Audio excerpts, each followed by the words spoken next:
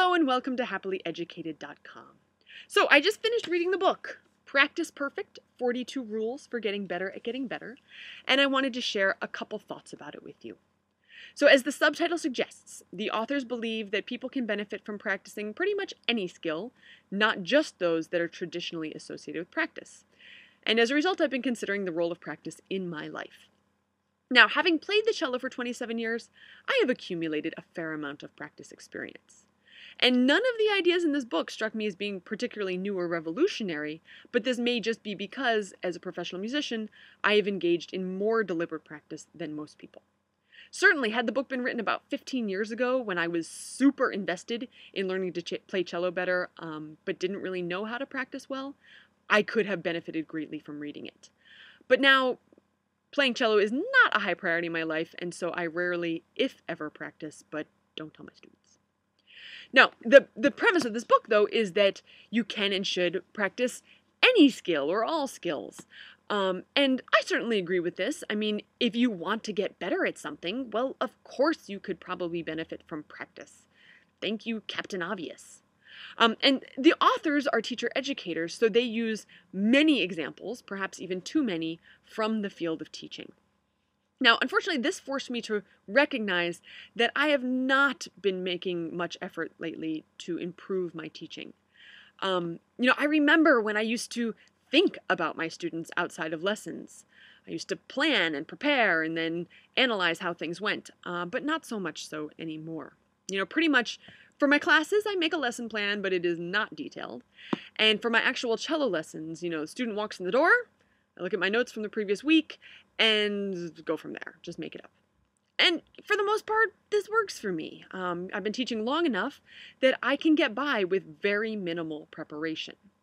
But I would not say that my teaching is improving significantly, which doesn't really seem fair to my students. Now, I haven't yet figured out what, if anything, I actually want to do about this. The book was full of great ideas for how I could become a better teacher, but I felt like asking, when on earth am I supposed to do that? Practicing takes time, and time is not something that I have a lot of to spare these days.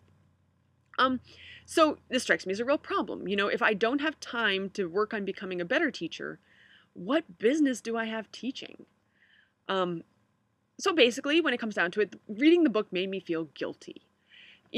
Although I agreed with more or less everything the authors said, I found it very unpleasant to be reminded that I'm not doing the best possible job at my job.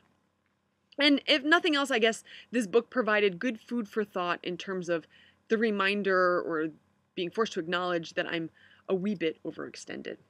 Now, on a more positive note, I would love it if my students and or their parents were to read this book, because I think it's a really useful resource for developing practicers. And I can also see how it would be super useful for someone who maybe was in a completely different field and had never considered how they could use practice to get better at doing what they do. Now, there are a couple ideas from the book that I particularly appreciated, and I wanted to just share those with you. Idea number one, the author said, practice doesn't make perfect, practice makes permanent. And this is not exactly a new idea, but it's so true.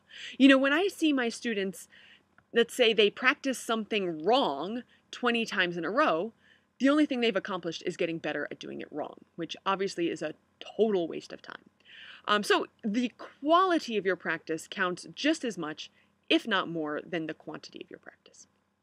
Second idea, the author said, quote, to practice isn't to declare I'm bad. To practice is to declare I can be better. And I really like this. It's true that sometimes practice is associated with being deficient, but this is just silly. Nobody is perfect, so everybody can stand to improve a bit. And so even people who are already great at what they do can benefit from practicing. The third idea, the author said, they emphasized the value of seeking, receiving, and using feedback, none of which I'm really very good about, so this was a good personal reminder for me. Now, there were a few aspects of practicing that I felt the authors failed to address adequately. These include talking about the frequency of practice and the importance of that. Now, could be different depending on what field you're in, but certainly for something like playing the cello, you need to practice more or less every day. Definitely, my students who practice a little bit every day improve at a faster rate than the ones who practice maybe for a longer time, but just once or twice a week. And, as Dr. Suzuki said, you only have to practice on the days you eat. Second thing was that I would have liked the authors to talk more about the importance of being kind to yourself in your practice. Now, you definitely have to be honest with yourself about the quality of your work. If it sucks, you need to acknowledge that it sucks. But that doesn't make you a bad person. It just means you have more work to do. And I see students beat themselves up for their mistakes all the time, which is both very sad and terribly unproductive. So, for myself, I think I'm going to take this book and put it on the shelf for a while and forget about it, because I just don't need the pressure of feeling like I'm not working hard enough already. I think I need to finish my dissertation and get my house fixed before I can really spend too much time or energy going after any other major goals. So when the time comes, I really look forward to breaking this book out again, because I think it has a lot of great information in it. And with that, thanks so much for checking today's post, and happy learning.